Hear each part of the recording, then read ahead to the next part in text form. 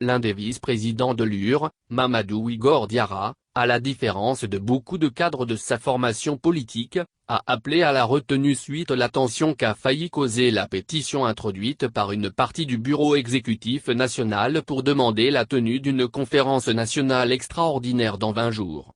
Pour Igor, l'union des membres de la grande famille UR est le meilleur moyen d'honorer feu Soumaïla Cissé et continuer son combat pour un Mali nouveau.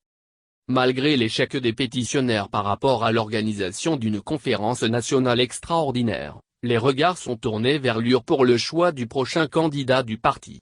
En attendant cette désignation, les partisans des différents clans se lançaient quotidiennement les flèches sur les réseaux sociaux. Les camps les plus virulents sont celui du DR Boubou Cissé et de Madamba Traoré.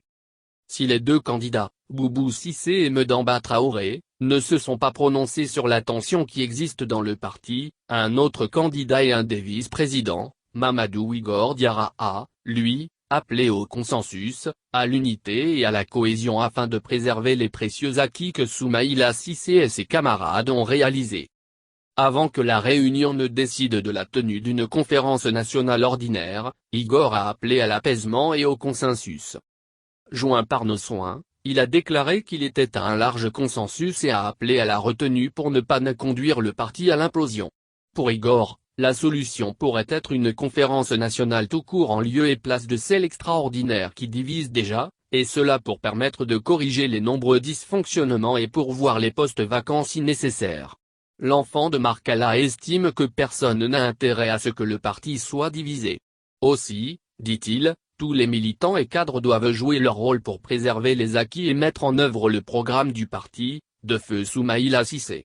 À en croire l'ancien ministre de l'économie et des finances, son souhait le plus ardent est de voir le parti uni et soudé à bloc pour aborder les futures échéances électorales.